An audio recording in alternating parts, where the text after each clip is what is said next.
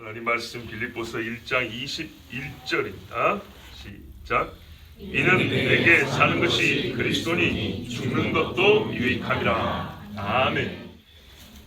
바울에게 있어서 제일 큰 말의 주제, 그가 입을 열어서 말할 때 가장 앞서고 항상 가운데, 그리고 언제나 결론이 된 주제이자 이름은, 대답해 보십시오. 예수 그리스도죠. 예수 그리스도. 그렇죠? 그리스도에 관한 이야기입니다. 메시아가 누구냐? 메시아가 어떤 일을 하셨냐? 메시아는 나와 무슨 관계이냐에 대하여 말씀하는 것이 사도 바울에 있어서는 최고의 주제입니다. 그 말은 사도 바울의 생각 속에는 그리스도로 꽉 차 있었다는 얘기입니다.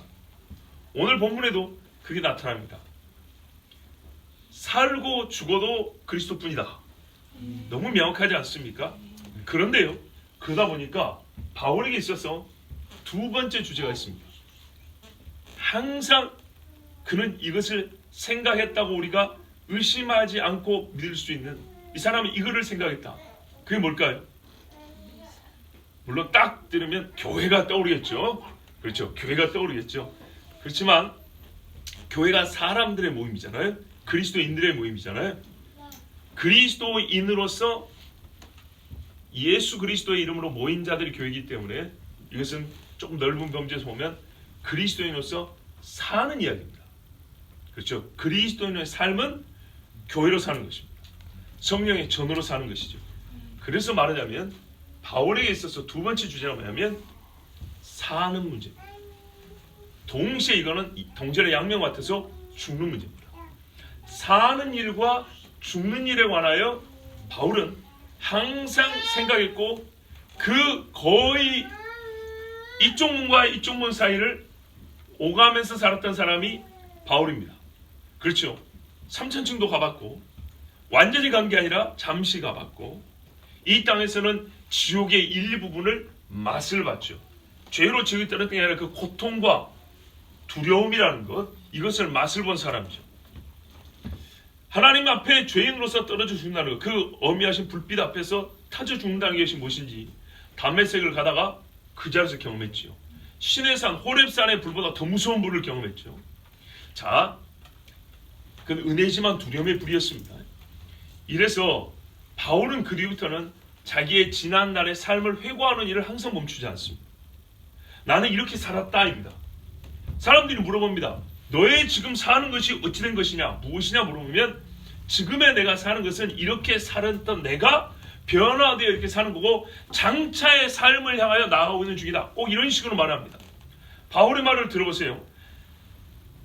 가보지도 않은 하나님의 나라 이야기, 거기서의 삶의 이야기 얼마나 많은가. 우리가 그때는 거울로 보는 것 같지 않고 대면하여 볼 거다. 우리는 당신들이 모르지만 거기 시민권 갖고 지금 살고 있는 거다. 그렇죠. 그와 같이 변화될 것이다. 우리가 아는 그분을 완전히 알게 될 것이다. 자, 맞지요? 자, 이렇게 얘기를 합니다. 그런데 과거에 우리 누구였냐? 본질상 진노의 자녀였다.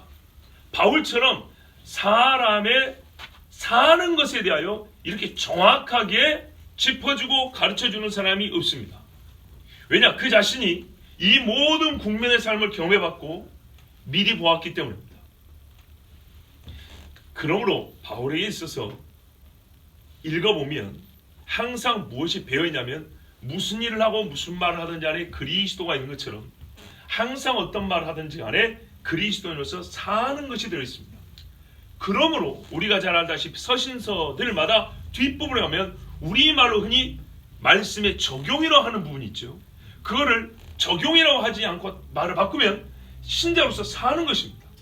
신자로서 이런 복음을 들었기 때문에 어찌어찌 살아야 한다. 신자의 사는 것은 이것이라고 말해줍니다. 그러면 봐보세요. 바울이 있어서 두 번째 주제는 뭐라고요? 사는 것입니다. 그리고 동전의 양면이기 때문에 죽는 것도 포함됩니다. 오늘 말씀도 보세요. 굉장히 중요한 이야기를 하면서 딱 잘라 말합니다. 사는 것과 죽는 것, 이것이 그리스도께 다 붙어있다. 나에게는 살든 죽든지 그리스도뿐이다. 이렇게 말을 합니다. 자, 그러므로 우리 신자는 그리스도에서 깊이 고민함과 동시에 죽는 것과 사는 것에 대하여 깊이 고민할 수 있어야 됩니다. 이건 세상 사람들이 잘 안 하는 문제입니다. 엄연한 현실이면서도 하고 싶어 하지 않는 고민. 그래서 말하자면 답이 없는, 고민하지 않고 묻지 않기 때문에 답을 갖지 않고 그냥 살아버리는 인생. 그러나 그리스도인은 이 질문을 갖고, 아니죠, 하나님이 먼저 답을 주셨기 때문에 그 주어진 답을 찾아서 얻었으므로 우리의 사는 것은 다릅니다. 그렇다면 우리가 조금 더 다른 삶을 원한다면 항상 그리스도에 대해서 뿐만 아니라 그리스도인으로서 사는 것과 죽는 것에 대한 하나님의 말씀을 들어야 합니다. 다시 말씀드리지만, 그래서 바울도 가르쳤고 예수님도 너희는 세상의 빛이라고 할 때는 사는 것의 이야기를 한 것이고, 너희의 육체의 생명은 끊어도 영혼을 끊지 못하는 자들을 두려워하지 말고 너희의 육을 멸할 뿐만 아니라 너희 영도 지옥에 던져볼 수 있는 하나님을 두려워하라 하는 것은 죽는 것을 얘기하신 겁니다. 이 땅의 마지막도 사는 것과 죽는 것이 영원히 갈라지는 문제 아니겠습니까? 자, 그러므로 신자의 지혜로움은 첫째는 하나님을 경외함이고, 둘째는 사는 것과 죽는 문제에 대하여 생각해 보는 것. 그것에 우리는 지혜롭습니다. 고로 자문에도 혹은 전도서에도 뭐라 그럽니까? 인생에 대하여 내가 궁구하여 보았다는 겁니다. 깊이 연구했다는 겁니다. 가장 깊이 연구하는 것은 무엇이냐면 현재 나입니다. 내가 지금 존재하고 살고 있지 않습니까? 이 자체를 연구하는 것이 여러분 제일 중요하지 않겠습니까? 나 아닌 무엇이 아니라 내가 존재하는 이 신묘한 일과 내가 살면서 경험하는, 즉 살아가는 이 현실에 대한 생각들, 이건 얼마나 한편 무서우면서 즐거운지 모릅니다. 그리고 사는 것과 죽는 것은 지혜를 얻는 길이기 때문에 잔치집보다 초상집에 가면 지혜를 얻을 수 있다, 이렇게 말씀했던 것입니다. 자, 오늘 우리는 그리스도인으로서 사는 것과 죽는 것의 문제를 사도의 생각과 또한 사도의 사는 것과 죽는 것을 통하여 가르쳐 주신 주의 뜻을 우리가 깨닫고, 또한 세상 사람과 다른 사는 것과 죽는 것을 가진 우리 성도님 되길 바랍니다. 자, 먼저 구분해야 될 개념 정리가 있어요. 그 뭐냐면 삶은요, 살다는 명사형으로 말한 것이죠. 잘 들어보세요. 사는 것, 삶은 사는 것입니다. 사는 것은요, 살아있는 상태나 숨이 붙어있어 살아있는 상태죠. 이것이나 먹고 마시면서 살아있는 상태를 유지하는 생존과 다릅니다. 아시겠죠? 자, 오지에 떨어져 있는 사람은 생존 그 자체가 사는 것이 되겠지만, 우리가 일반적으로 볼 때는 생존은 죽지 않기 위해서 숨이 붙어있고 몸이 움직여지기 위해서만 일을 하는 것이지만, 사는 것은 생존 그 다음 이야기죠. 생존을 확보한 뿐만 아니라 인간으로서 유의미하게 이 생존을 이어가는 것입니다. 즉, 사는 것은 살아있는 상태나 생존과는 다르다. 또 죽는 것은 죽은 시체나 생명이 끝나는 찰나의 순간을 가리키는 말도 아닙니다. 아시겠죠? 사는 것은 생존을 기본으로 하여 사람이 의식적으로 유의미한 의미성을 가진 생활의 지속과 활동을 뜻합니다. 사는 것입니다. 살아있는 상태, 의학적이고 생물학적인 상태를 얘기하는 게 아니라 이 숨이 붙어있는 인간이 활동을 한다는 겁니다. 그런데 사람은요, 항상 활동할 때 아무렇게나 하지 않고 최소한 본인의 생각에 의미 있다 하는 것을 위하여 활동을 합니다. 의미 있다는 것을 목적으로 두고 얻고자 활동을 합니다. 반드시 그렇게 합니다. 그래서 사는 것은 의식적 유의미성을 가진 생활의 지속, 활동을 뜻합니다. 자, 의식적 유의미성을 다시 말하면 목적이 있다는 거고요. 자아실현과 같은 생존하는 기간 동안에 하는 일들이 있는데 무엇을 선택할 것이냐,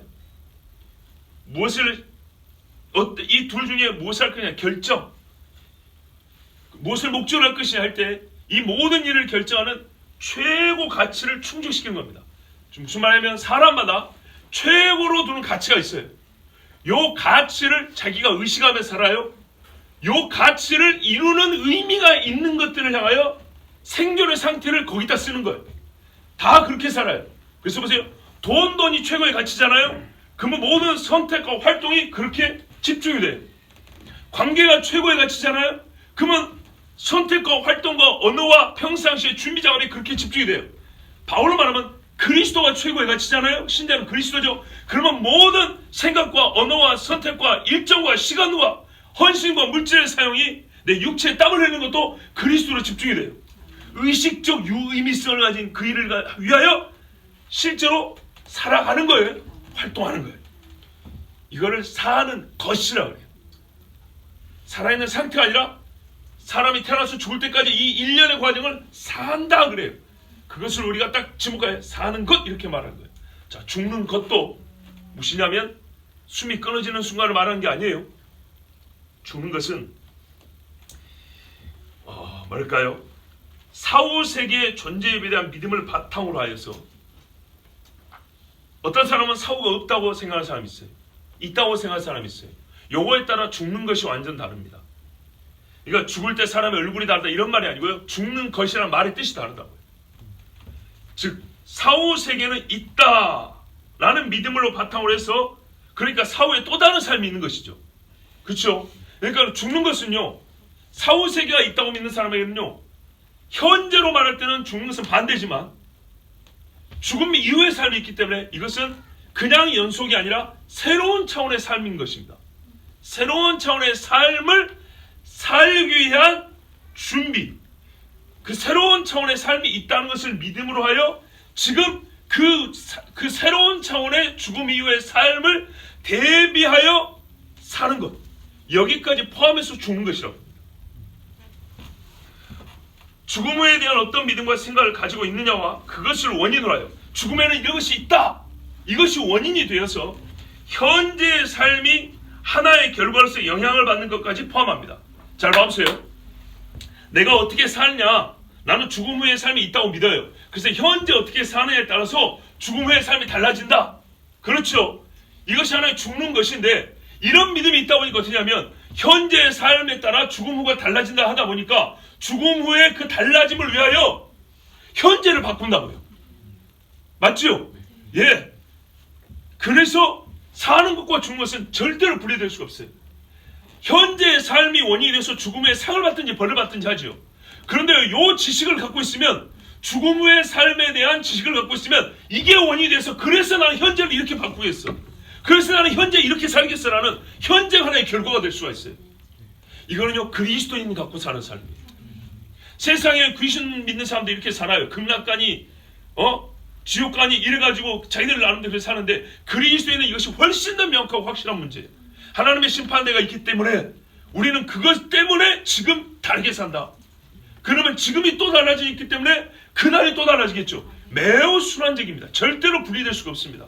이게 그리스도인의 사는 것과 죽는 것입니다. 그런데요, 세상에서도 사후세계가 믿음이 있으면 이런 논리를 갖게 됩니다. 근데 그 논리가 부처가 중심에 들어있는 것과 그리스도가 가운데 있어서 완전히 다르다는 겁니다. 우리는 그리스도를 가운데 놓고 이 순환 논리 가운데서 살고 있는 것입니다.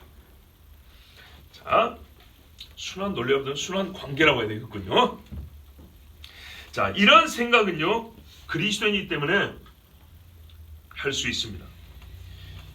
이런 말을 영의 세계를 부정하는 자에게는 처음부터 통하지 않습니다. 그래서 바울도 지금 빌립보 교인들에게 이 말을 하고 있는 겁니다. 바울은요 불신자에게는 이런 식의 이야기를 안 합니다. 불신자에게는 무엇부터 시작하냐면 창조주와 계시다부터 얘기합니다. 사는 것 죽는 것 이야기를 이렇게 편지 초두에 꺼낼 수가 없습니다. 불신자에게는 우리가 피조물이라는 것부터 시작하고 피조물로서 창조주에게 죄를 지었다는 것부터 시작합니다. 그리스도를 믿고 그리스도인으로서 산다는 이야기는 아주 먼 이야기입니다. 그러니까 교인들에게 하는 이야기이기 때문에 이미 우리가 그리스도 예수를 믿고 있다면 이 말씀은 어떤 의미에서는 전제가 없이 바로 튀어나와도 우리에게는 딱 이해가 되고 우리에게는 항상 합당한 가르침이 되는 것입니다. 자, 그러면 이제부터 우리는 오늘 세상에서 그리스도만이 할 수 있는 말, 어떤 사람도 사는 것과 죽는 것에 대하여 하지 못하는 참 그리스도인만이 할 수 있는 이 말을 통하여 곧 내게 사는 것이 그리스도니 죽는 것도 유익하는 이 말을 통하여 그리스도인의 삶의 의미에 대하여 다시 한번 깨달아 보고요. 그 깨달음이 우리 삶에 나타나서 신자의 표가 되기까지 우리가 그렇게 사모하는 마음으로 말씀을 조금 더 들어보겠습니다. 가장 먼저 발견되는 사실은 바울의 말은 굉장히 큰 소리로 외치는 것처럼 들립니다. 그림을 그려보자면 이 말의 중심에는 그리스도가 있고 그리스도를 둘러서 그리스도 가운데 있고요. 둘러서 사는 것과 죽는 것이 있습니다. 사는 것과 죽는 것이 그리스도 안으로 침투하지 못하고 그냥 밖으로 두르고 있을 뿐입니다. 우리가 사방에 우겨쌈을 당하여도 신자 속으로 들어오지 못하죠. 그것처럼 그리스도 밖에 죽는 것과 사는 것이 둘러싸고 있습니다. 무덤문이 예수를 막지 못했지요. 그렇죠. 자, 그런데 참 재밌는 거 뭐냐면 나는 어디에 있습니까? 본질적으로 신자는 어디에 있습니까? 자, 이걸로 생각해보죠. 예수님이 가운데 있고 죽음이 여기 있고 삶이 여기 있다는 게 아니라 삶이 예수를 이렇게 두르고 있어요. 죽음이 이렇게 두르고 있어요. 주변에 이렇게 두르고 있어요. 그러나 예수 그리스도 안에 죽음이 포함될 수가 없어요. 들어가지는 못해요. 이 땅에서의 삶이라는 것이 예수 그리스도를 지배하지 못해요. 그랬으면 예수님이 온천을 준다 하니까는 사탄이 저랬겠죠. 그렇게 안 해요. 그럼 그리스도인은 어디에 있습니까? 그리스도인은 죽음에 묶여 있습니까? 사망의 종로랍니까? 이 땅에서의 것이 다라고 생각하는 사람입니까? 아니죠. 그리스도인은 그리스도와 함께 있죠. 마찬가지입니다. 그래서 그리스도인은 이 땅에서의 사는 것이 그를 영향을 미치고 두르고는 있어도 속에 침투하지 못하여 본질적으로 얘가 없어져도 나는 없어지지 않습니다. 죽는 것이 나를 두르고는 있습니다.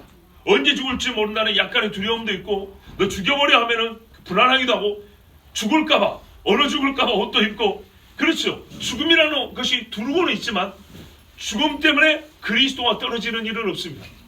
이게 참 그리스도입니다. 그리스도와 나를 두르고 있는 큰 환경으로서 죽는 것과 사는 것이 있다는 건 틀림없지만 본질적 파괴나 변화를 일으키지는 못합니다. 그래서 로마서에 뭐랍니까? 사망이나 생명이나 위험이나 칼이나 적신이나 기근이나 그 아무것도 하나님의 사랑에서 그리스도 예수 안에 하나님의 사랑에서 나를 끊을 수 없다고 그랬잖아요. 바로 그 말입니다. 사는 것, 즉 존재의 신비와 생명의 활동을 이어가는 이 경탄할 만한 경험을 하며 신자는 과연 내가 있다는 것과 내가 하고 있는 일의 의미를 어디에서 찾는가? 아니 어떤 경우에만 사는 것으로서의 삶의 의미를 찾느냐 하면 그리스도가 경험되어질 때입니다. 세상에 우리가 예수를 모를 때는요. 예수 없이 여러 경험을 그 자체로 의미를 있다고 그랬어요. 이것도 의미 있는 거야. 고생도 해봐야 돼. 이런 말도 하고 즐거우면서 또 우리가 방태하시면 이것도 다 피가 되고 살이 돼. 근데 개뿔이 피가 되고 살이 되지 않습니다. 그런데 그런 허망한 것들 의미를 둬서 살지만 이제는요 그리스도는 어떻게 하냐면요. 그리스도를 딱 갖다 대보고 그리스도와 함께 결합되지 못하는 것은 무의미하다, 헛되다 이렇게 말합니다. 솔로몬이 그렇게 말했으니 우리는 아니라고 말할 수가 없죠. 그런데 아무리 가난하게 살고 이 세상에서는 천하게 여기진다 할지라도 그리스도와 함께 연합되어 있으면 어떻게 해요? 의미 있는 삶이요. 하나님이 기억하고 상을 주시는 삶이 되죠. 자, 그러므로 신자는 내가 존재한다는 것과 내가 살고 있음의 의미를 어디서 찾는가 하냐면 오직 어디에서만 그것을 찾아낼 수 있냐면 그리스도가 경험되어질 때, 바울의 말로 표현하면 그리스도가 존귀해지는 것을 볼 때, 내가 살 때 어느 순간순간마다 그리스도가 존귀히 여겨지는 것을 보게 돼요. 또 그리스도를 존귀케 하는 데만 내가 목적성을 두고 내 삶을 이어가는 거예요. 그럴 때 신자에게는 산다라고 말을 하는 거예요. 바울의 말은 그 말입니다. 오직 그리스도가 존귀케 되기를 원하노 했지요. 그러면 이 말에 안에 있는 정말 깊은 데 있는 이 모든 걸 통합하는 말은 뭐냐면 그리스도가 존귀하게 여겨지지 않는다면 살아도 사는 것이 아니다 그런 말입니다. 맞습니까? 그리스도가 존귀하게 여겨진다면 많은 사람들이 어찌 인생을 그렇게 사냐 할지라도 이것이야말로 진짜로 사람이 사는 것이다 이런 말이 되는 겁니다. 그래서 세상 사람들 보기에는 세상에 천하고 불쌍한 것이 그리스도인데 다시 사는 것이 없다면 그리스도와 함께 부활이 없다면 세상에 불쌍한 사람이 우리가 아니겠냐, 그러지 않습니까? 왜 한 번뿐인 인생을 얼마나 참 괴롭게 고통스럽게 재미없게 삽니까? 그러나 그리스도가 있기 때문에 그들과 반대로 우리는 정말 사는 것처럼 사는 것이죠. 이는 그리스도를 사랑함으로부터 발생하는 사건들로 채워진 삶입니다. 제가 빌립보서 3번째 강의 때 그랬어요. 성경도 비슷하고 못된 짓도 가끔 하고 허물도 찾아보면 많은데, 어떤 사람들은 옆에서 보면 저 사람은 내가 감히 저 사람의 끄트머리를 한번 그려보면 반드시 천국 갈 것 같아. 너와 내가 다르고 가끔 뭐가 안 맞아서 충돌을 하고 그래. 그런데도 불구하고 내가 하나님을 향하여 갖고 있는 그 뭔가, 그 꿈틀거리고 그 뜨거운 뭔가가 저 사람에게 있어요. 표현은 약간 다른데 그게 확실히 느껴지는 사람이 있어요. 그때는요, 구원을 의심할 수가 없어요. 그러면 그것을 그래도 내가 말로 표현하면 뭐라고 표현할까 할 때 사랑이에요, 사랑. 우리가 세상을 하면서 사랑같이 독특함이 드러나는 게 없어요. 반드시 표가 나게 돼 있어요. 그렇죠? 사랑하는 대상은 다를지라도 삶에서 보세요. 사랑하는 그 삶에서 느껴지는 감은 다 똑같아요. 그런데요, 그리스도를 사랑한다면, 내가 그리스도를 사랑하고 니도 그리스도를 사랑하면 이걸 못 느낄 수 있을까요? 느껴져요. 요게 느껴지면 진짜 그리스도인이거든요. 자, 그리스도를 산다는 것의 독특함, 그리스도를 사는 것이 가능한 것은요, 믿음, 소망, 사랑은 항상 있다 그러죠. 바로 그거예요. 믿음, 소망, 사랑이 보이는 거예요. 그 사람에서 영적 직관으로 바로 딱 마주치자마자 빵 느껴지는 게 있어요. 물론 가끔 틀릴 수도 있겠습니다만은 이게 정말로 중요합니다. 특별히 사랑이 그 중에서 도드라집니다. 예수님 앞에 온 향유 본 여인을 보세요. 그의 사랑이 많음이라 믿음으로부터 시작된 것이었어요. 그러나 향유를 붓는 행위에까지는 사랑이 있었기 때문에 왔다 그랬어요. 그리스도를 사랑함이 원인이라면 그리스도의 영광은 목적입니다. 그리스도를 사랑함으로써 그리스도의 영광, 존귀함을 목적으로 사는 그리스도인의 삶을 성경에서는 사는 것이라고 말합니다. 그리스도께서 존귀히 여기실 때 한없는 기쁨과 즐거움을 맛보는 삶, 이건 사랑하는 사람들 안에서만 있는 거죠. 이것이 사는 것입니다. 이와 같은 다른 인생과는 세상과 다른 사관을 짝으로 데리고 다닙니다. 여기서 사는 역사가 아니고요, 죽음 사자입니다. 죽을 사자. 죽음에 대한 관점을 짝으로 항상 데리고 다닙니다. 지금과 같이 말한 그리스도 인생과는 그리스도 죽음관이라는 관점, 마음을 갖고 다닙니다. 같이 짝으로 데리고 다닙니다. 육체를 벗어난 후의 삶으로서 죽음을 알고 현재가 죽음 이후의 준비가 되도록 하되, 이는 현재를 부정하고 현재를 소모품으로 진짜 단지 준비 과정이라고 하는 것이 아니라 장차의 삶이 현재의 삶보다 비교할 수 없는 영광과 기쁨인 것을 알기 때문에 현재를 준비로서 사는 것을 말합니다. 여기는 단지 가차하는 관문이야, 이 정도가 아니고요, 차원이 다른 죽음 이후의 삶을 살기 위해서는 여기에 이 현재 삶을 지금 우리가 하나님께서 허락하신 이 사는 것을요, 진짜 사는 것 같이 살아야 되는 거예요. 준비 과정으로 우리 보통 그냥 쉽게 넘어가는 경우가 있어요. 통과 의뢰로 넘어가는데 그것이 아니에요. 여기 삶을 엄청 잘 살아야 돼요. 그래야 죽음 이후에 새로운 그 삶의 세계를 복되게 살 수가 있는 거예요. 그래서 그리스도는요, 이 땅에서의 삶을 최선을 다해서 살아요. 그 최선은 항상 어디로 귀결된다고요? 그리스도로 귀결된다. 그리스도로. 그 준비는 현재를 소모품이나 단순한 과정으로 보는 것이 아니라 현세를 더욱 복되게 하는 일입니다. 왜냐하면 사후의 삶을 준비하는 것이란 다름 아닌 육체의 때를 죄 없이 사는 것을 의미하는 것이기 때문입니다. 그러지 않습니까? 사후의 삶, 곧 죽는 것을 준비한다는 것 중에 최고가 뭡니까? 하나님을 경외함으로 이 육체의 때를 정결하고 거룩하게 사는 거 아닙니까? 어느 선교단의 표현대로 신부의 때를 준비하는 겁니다. 다시 말하면 여기서부터 거룩을 추구하고 지금서부터 영원히 동거할 하나님을 찬양하며 전능하신 하나님의 그 무궁한 권세를 현재 삶에서부터 사망을 두려워하지 않음으로 체험하는 것입니다. 그러므로 그리스도인에게 죽음이란 생명이 끝나는 것이 아니라 악으로부터 자유를 얻는 세계로 들어감을 의미합니다. 하나님의 영의 충만함이 완전함에 이르는 것입니다. 우리가 이 땅에 살면서도 성령 충만하다는데 천국 가서 경험하는 성령 충만은 훨씬 더 큰 거예요. 믿음의 결국을 얻는 것이기 때문에. 그렇죠? 우리 믿음의 최종 열매는 봐보세요. 우리가 이 땅에서 믿음으로 행하는 어떤 일의 열매도 있죠. 근데 성경에 말하는 믿음의 결국, 그것은 하나님이 직접 열매를 주는데 너희 영혼의 구원이라고 그랬어요.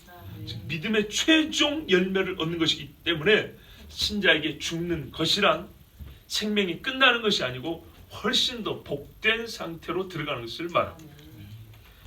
그래서 사도 바울은 이것을 유익하다고 말했습니다. 이와 같은 관점과 이와 같은 의식이 없다면 죽음을 유익하라고 말할 수가 없습니다. 21절 끝부분 보세요. 강조는요, 죽는 것에 있습니다. 내게 사는 것이 그리스도이기 때문에 사는 것이 좋다 이렇게 아니고요. 사는 것이 그리스도이라기 때문에 죽는 것이 유익하다.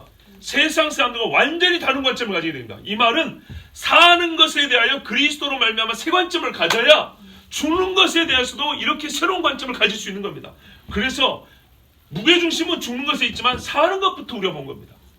사는 것에 대한 새로운 인식이 죽는 것에 대한 새로운 차원의 인식을 갖게 됩니다.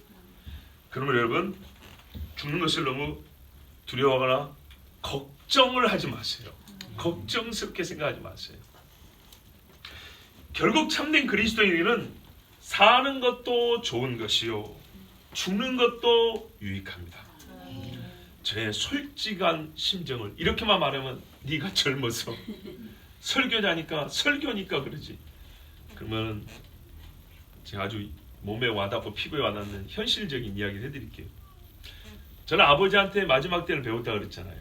그래서 이제는 아버지한테 한편 아버지가 가르침을 받은 아들보다 좀 무뎌진 것 같은 생각이 들 때 감히 제가 부모님께 가르치려고 하는 건 아니지만은 좀 몇 말씀 드릴 때가 있습니다.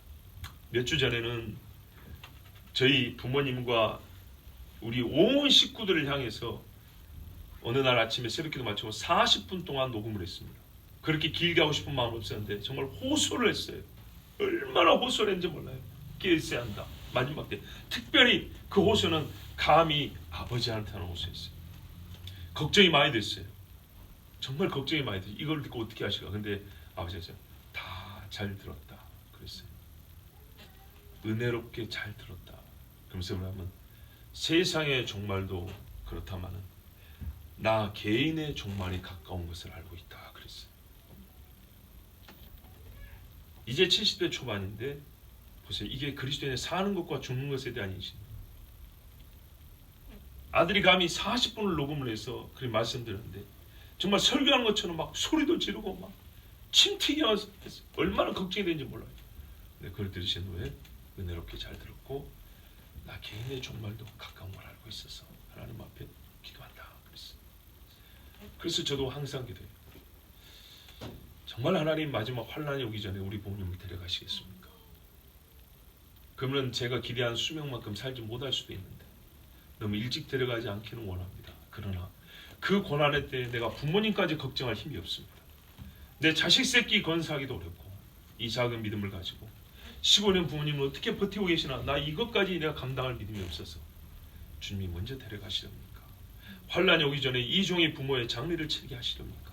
나는 솔직히 그런 생각도 합니다. 사는 것과 죽는 것을 생각을 합니다. 아버지가 저 10대 때 가르치는 말씀이 이사야에 이런 말씀이 있다. 여러분 전에도 말씀드렸어요. 사람들이 가끔 의인이 갑자기 죽게 되면 저 사람 하나님 앞에 저주받아 죽었는가 보다 하는데 꼭 그렇지는 않다. 성경을 봐라. 의인으로 하여금 환난이 오기 전에 그 환난을 경험하지 않고 그것을 눈으로 보지 않게 하려고 하나님이 먼저 데려가는 수도 있는데 사람은 그것을 알지 못할 때가 있단다. 여러분 요시아도 보세요. 네 눈으로는 너희 자식들이 바벨론의 황간으로 끌려가는 것을 보지 않게 하리라 그랬어요. 그가 왜 39살에 요절했습니까? 일견으로는 바로가 저 바벨론하고 아수르인가요? 싸우러 가는 것을 하나님이 시킨 건데 그걸 몰랐던 약간의 무지도 있어요. 그런데 또 한편에서는요. 그의 후세대가 멸망을 하고 하나님의 심판받는 것을 아버지인 요시아가 그 괴로운 일을 보지 않게 한다는 하나님의 약속의 성취기도 해요. 그래서 그를 빨리 데려갔어요. 그래서 나는 어느 편인지 하나님 말씀에 아멘하고 감사할 것입니다. 그러나 사람의 정으로는 그래도 부모님이 일찍까지 아니하시고 이 땅에서 계시는 시간이 좀 더 오래 했으면 하는 저는 그런 기도도 합니다. 꼭 병이 들어서 돌아가시기에 가까울 때만 하나님 날 좋을 때 돌아가시겠어요? 이것이 아니라 주님의 재림과 관계하여 우리의 사는 날과 죽음에 대하여 기도하고 있습니다. 여러분, 그래서 그리스도는요, 오늘 바울의 말이 맞아요. 사는 것과 죽는 것에 대하여 세상 사람과는 다르게 생각하며 훨씬 더 많이 고민을 하게 됩니다. 그래서 사는 것이 달라지고 죽는 것이 달라지게 되는 것입니다. 그렇지만 여러분, 참되지 못한 신자에게는 불신자는 두말할 것도 없고요. 세상의 꿈이 소멸되면 사는 것이 아니에요. 이것입니다, 여러분. 그리스도가 없거나 그리스도가 희미하면 어떻게 되냐? 아까 사는 것이 두르고 있고 죽는 것이 두르고 있다 했죠. 이것들이 힘을 좀 강하게 끼치면 어떻게 됩니까? 그리스도의 자리에 파고들기 때문에 이 사는 것에서 내가 원했던 거하고 모양이 달라지면 인생을 자포자기고, 죽음의 것이 우리 삶에 좀 침투하면 두려워 벌벌 떨면서 아무것도 못하게 되고, 이런 지경이 되는 거예요.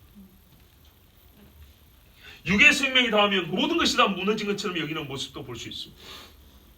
그리스도를 존귀케 하는 일 중에는 여호와의 계명을 지키는 일이 포함되건만 참 그리스도인이 아닌 사람들에게는 100년 전에는 없고 20년 전부터 생긴 신세대 관념이 주의 계명을 무시할 이유가 되어버립니다. 보세요. 100년 전의 신자에게는요, 그리스도인에서 이렇게 사는 것이 맞다라고 했어요.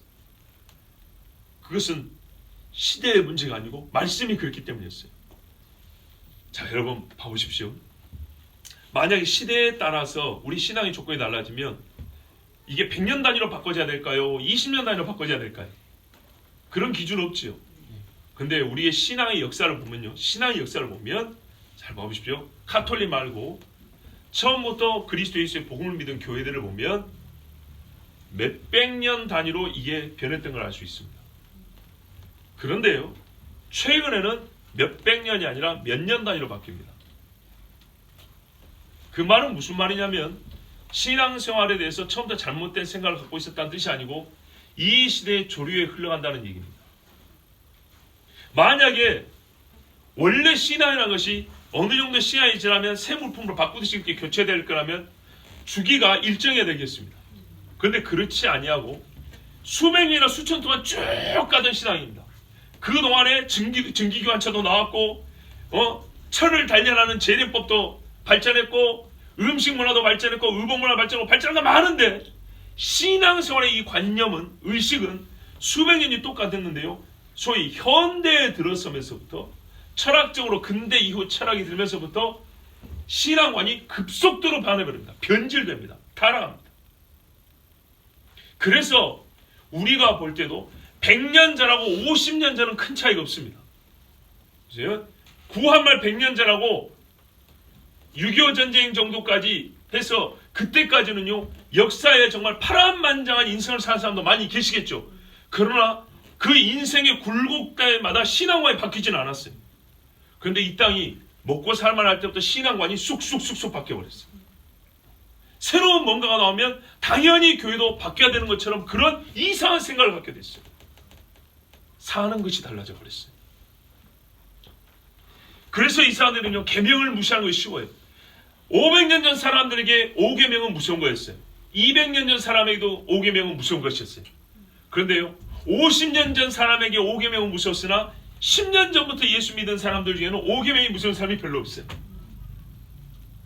7계명을 두려워하는 사람은 1000년 전이나 500년 전이나 100년 전에 있었는데 불과 20, 30년 전부터 7계명을 두려워하는 사람이 없어져 버렸어요.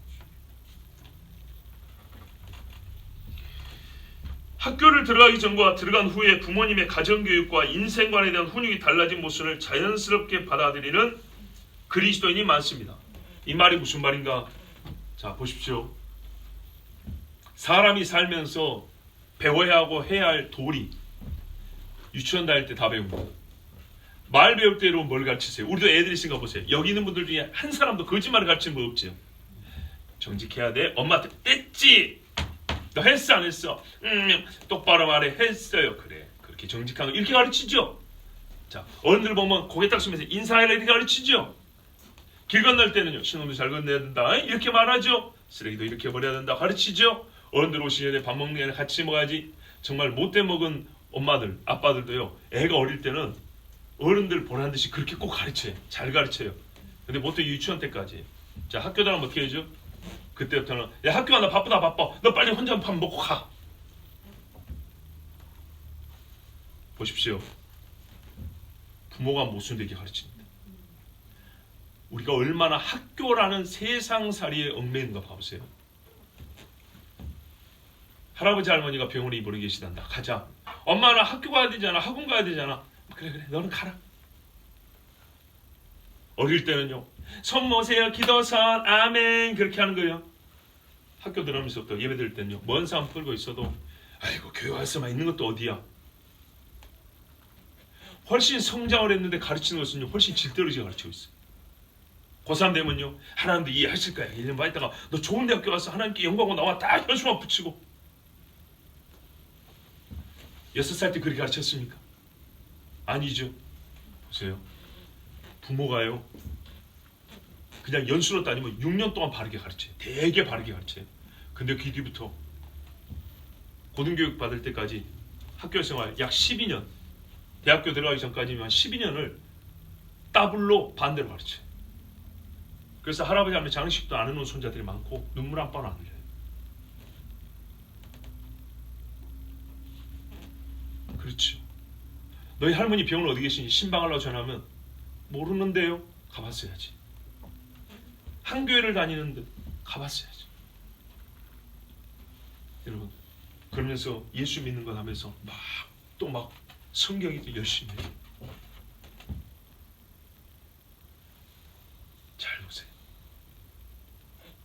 학교는 인생을 가르쳐주지 않습니다. 학교는 사람 되는 걸 가르쳐주지 않습니다. 즉 사는 것을 가르쳐주지 않습니다. 생존법을 가르쳐주죠. 무한 경쟁이라고 하잖아요. 경쟁은 생존이지 사는 것이 아닙니다. 인생이 점수에 얽매여 있습니다. 참 자유가 뭡니까? 점수와 상관없이 즐거울 수 있는 게 이게 자유 아닙니까? 여러분 그리스도 안에서 죽음에서 우리가 자유케 됐다면서요. 죽음에서 자유케 된 사람이 숫자는 자유가 안 돼요. 이게 진짜 자유일까요? 우리 교회 모였을 때 그것은 구호일 뿐이에요. 그리스도에는요. 내게 사는 것이 그리스도이기 때문에 다른 생각으로 사는 거예요. 죽는 것이 다른 거예요.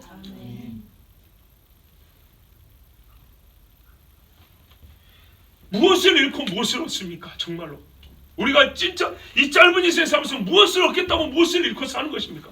항상 세상은 대가를 요구한단 말입니다. 어떤 사람들은 인생은 즐기는 것이요 즐거움을 위하여 고생하는 것이라는 인생관을 주입밖에 여념이 없어요. 그건 세상이 말했습니다. 우리 지금 그렇게 말씀 안 했습니다. 소위 여러분 우리가 철학자는 뭐지? 이게 에피쿠로스 학파입니다. 쾌락주의자들. 사는 것이 뭐 별거 있냐? 재밌게 살다 가는 것이지. 어떤 사람들은 죽음에 무서워서 죽는 것 중에서 소극적이고 의욕주의고 그냥 동굴에 숨어 사는 사람도 있습니다. 이게 뭐 어려운 거 아닙니다. 이게 소위 여러분들은 스토아파가 이런 생각 갖고 사는 사람들입니다. 왜요? 그리스도가 없으니까 이런 생각을 가지고 사는 거예요. 그리스도가 없으니까. 그런데 이 세상도 양극단을 말하면 또 그렇게 해야 하지 않습니까? 에피쿠로스도 모르고 스토아도 몰라도 그리스도가 없으면 결국 두 개로 갈리게 돼 있어요. 그래서 소위 철학적으로 학문적으로 논한 인간들이 에피쿠로스 학파니 스토아파니 그런 거예요.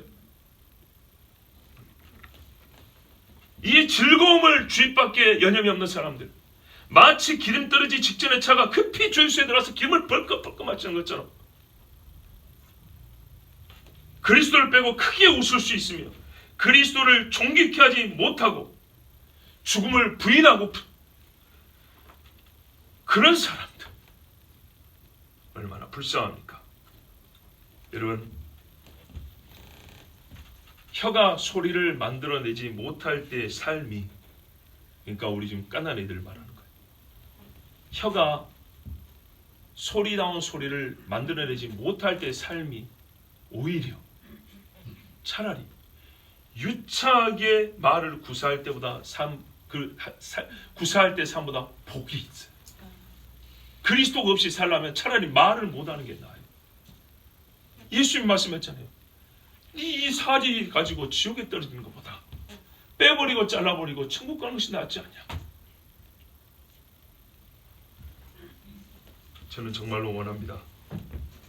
확실히 다른 그리스도인의 증거가 그리스도를 빼고 사는 것이 설명이 안 되는 사람이 되어 나타나기를. 그러니까는 그리스도인이라는 증거가 저 사람의 삶에서 그리스도를 딱 빼버리면 설명이 안 된다. 그래서 저 사람은 그리스도인이구나. 즉 사는 것에서 나타나기. 죽는 것을 유익이라 말할 줄 아는 정신병자가 아니라 그리스도의 죽음과 다시 사심을 알기 때문에 내게 죽는 것도 그리스도라. 나는 죽는 것도 유익이라. 이렇게 말할 수 있는 참 신자 되기를 원합니다. 우리 모두가 진실로 그렇게 되기를 원합니다. 우리 같이 기도합니다.